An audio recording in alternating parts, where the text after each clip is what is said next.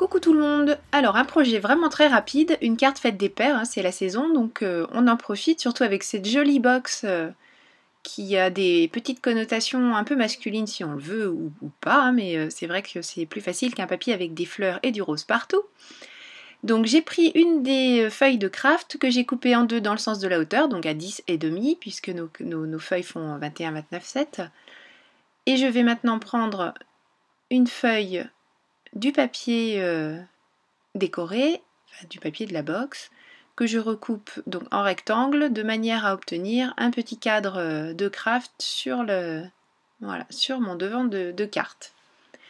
Au dos d'un des papiers, donc c'est un petit peu une couleur grisée taupe, donc un papier uni, je vais découper les lettres PA, PA, surprise hein.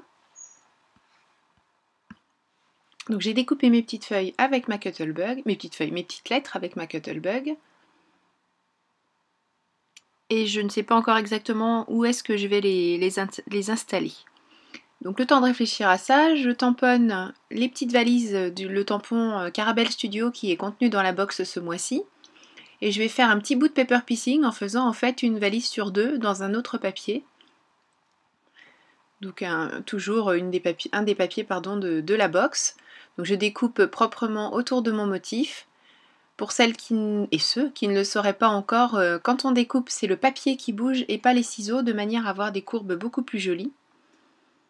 Et bien sûr, je ne vais pas laisser passer cette carte sans l'ancrer à son tour avec la vintage photo de chez Distress, de chez Ranger.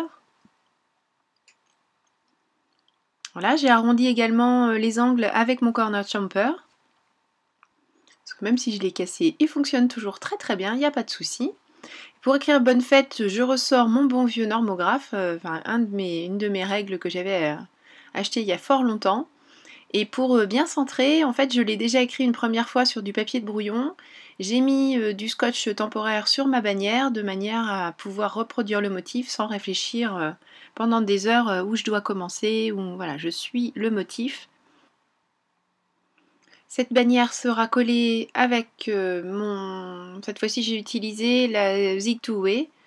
Je ne sais pas exactement pourquoi, peut-être parce que la bannière est relativement fine et je me suis dit que ce serait plus simple avec ça. Et c'est ce que j'avais prévu d'utiliser aussi pour les lettres, mais bon, il n'y a pas de souci, j'aurais pu utiliser ma colle à pointe fine comme d'habitude. Et pour que ça fasse un petit peu moins vide et un peu plus masculin, je vais ajouter deux tout petits œillets avec ma Crocodile. Donc on fait d'abord les trous. Hop. Le petit modèle, puisqu'on a deux possibilités de trous, un petit et un grand, enfin grand, classique on va dire. Je mets l'œillet, je règle ma Crocodile en fonction des besoins spécifiques à ces petits œillets. Et voilà.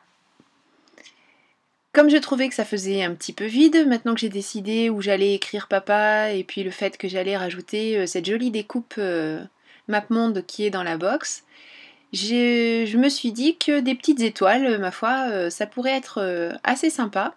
Donc j'en ai découpé certaines dans le craft qui est fourni dans la box et d'autres dans du calque de manière à rajouter des éléments sans pour autant alourdir la composition puisqu'on va avoir la transparence du calque et pour ça c'est drôlement bien. Donc j'ai collé avec ma two-way glue, par contre là l'élément en bois je le colle avec ma colle à pointe fine Stamperia. Je place les lettres, je mets la première et j'installe les autres en fonction de celle-ci.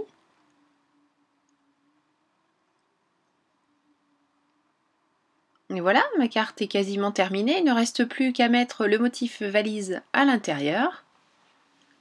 Je vous avais dit, hein, quelque chose de très simple, mais franchement, je trouve qu'elle fait son petit effet. Ah oui, j'ai oublié d'ancrer les côtés des étoiles, je trouvais que c'était dommage. Donc en fait, j'ai repris le petit papier dans lequel je les ai découpés et puis ça me sert de pochoir. Et ça m'évite de baver partout et d'en mettre plein le papier imprimé de la carte. C'était pas le but, donc voilà, ça m'a permis de réparer mon petit oubli. Enfin, j'aurais pu les laisser comme ça, mais du coup, c'était pas très cohérent avec le reste de la carte. Je colle les éléments de paper piecing sur mon sur ma petite valise, mon ensemble de valises. Et voilà, cette fois-ci, la carte est terminée. Mais j'espère que ce projet vous a plu, vous aura donné quelques idées pour utiliser au mieux votre box.